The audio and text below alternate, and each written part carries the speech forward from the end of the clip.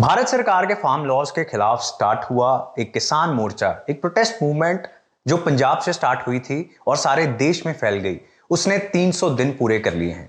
किसी भी protest movement को इतना लंबा चलाना इज अ ह्यूज अचीवमेंट। ये बहुत हिस्टोरिक है। आजादी से पहले या आजादी के बाद ऐसा बहुत कम हुआ है कि कोई भी प्रोटेस्ट मूवमेंट इतने बड़े लेवल पर इतनी देर तक सक्सेसफुली चलाई गई हो। So let us see in this video कैसे किसान यूनियंस ने पंजाब से स्टार्ट हुई इस मूवमेंट को एक नेशनल मूवमेंट बना दिया, बल्कि एक इंटरनेशनल मूवमेंट बना दिया और इतने लंबे समय तक इसको चलाया। So it all started in 2020 the month of June. वहां से पहले कदम लिए गए इन फार्म लॉज के खिलाफ। सभी किसानों ने अपनी छतों पर आकर इन फार्म लॉज का प्रोटेस्ट किया। अगले कदम में सभी किसान यूनियंस ने और किसानों ने डीसी दफ्तरों को घेरना स्टार्ट किया। डीसी दफ्तरों को घेरने के बाद बीजेपी लीडर्स के घरों के बाहर पक्के मोर्चे लगा दिए गए। उसके बाद पंजाब में जितने भी टोल प्लाजास थे उनको टैक्स फ्री करा दिया गया और ये टोल प्लाजास आज तक टैक्स कलेक्ट नहीं कर रहे हैं। अपनी मूवमेंट को एक स्टेप आगे ले जाते हुए किसानों ने रेल रोकनी स्टार्ट कर दी। रेल रोको आंदोलन की वजह से पहली बार किसान मोर्चे को नेशनल अटेंशन मिली। After that in the month of November सभी किसान खासकर पंजाब हरियाणा से दिल्ली की ओर चल पड़े और इस दिल्ली मार्च ने सारी दुनिया की अटेंशन इस ओर खींची। तब से लेके अब तक किसान दिल्ली में है, लगातार मोर्चा वहां पे चल रहा है। तो इस मोर्चे को चलाने के लिए पैसे कहां से आए, ये एक बहुत बड़ा सवाल है। And a section of media is also accusing कि ये एंटी नेशनल फंडिंग है जो इन किसानों को मिल रही है। सो लेट अस सी कैसे किसानों ने अपने मोर्चे को चलते रखने के लिए, यहां पर लंगर लगवाने के लिए, टेंट्स लगवाने के लिए, बेड्स अरेंज करने के लिए, लाइटिंग अरेंज करने के लिए पैसे इकट्ठा किए। सो किसान यूनियंस जो एक बहुत वेल ऑर्गेनाइज्ड मशीनरी है, इनके हर एक डिस्ट्रिक्ट में, ब्लॉक में, गांव में वॉलंटियर्स हैं। हर एक गांव की ये ड्यूटी थी कि वो कम से कम कुछ पैसे तो देंगे। इसके अलावा बहुत सारे एनआरआईज ने सपोर्ट करना स्टार्ट किया। Some of them even came to India. कुछ डॉक्टर्स दिल्ली में बैठ के पिछले 300 दिनों से किसानों का इलाज कर रहे हैं। पंजाब, हरियाणा और बाकी एरियाज के विलेजेस से बहुत सारे लोगों ने वॉलंटियर किया। For example electricians, plumbers and many other services were offered for free. इसके अलावा पंजाबी सेलिब्रिटीज ने, पंजाबी सिंगर्स ने, मूवी स्टार्स ने बहुत भारी मात्रा में फंडिंग की and they kept donating constantly during these 300 days of Kisan Morcha. Then there is a tradition in Sikhism langar लगाने का।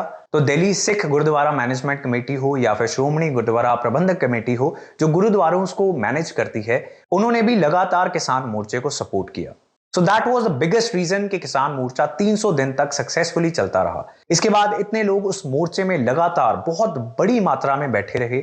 How was that made possible? तो इसके लिए भी किसान यूनियंस का जो ऑर्गेनाइज स्ट्रक्चर था, बहुत सारे वॉलंटियर्स थे, उन्होंने गांव-गांव जाकर लोगों को मोटिवेट किया और सोशल मीडिया का बहुत अच्छा इस्तेमाल किया इस प्रोटेस्ट मूवमेंट ने, जिससे बहुत लोग खुद से इस मोर्चे में जाने लगे and they felt it like a duty कि उन्हें एक बार तो मोर्चे में जाना है, वहां पे कुछ टाइम देना है, सरकार के खिलाफ अपना रोष व्यक्त करने के लिए वहां जरूर पहुंचना है।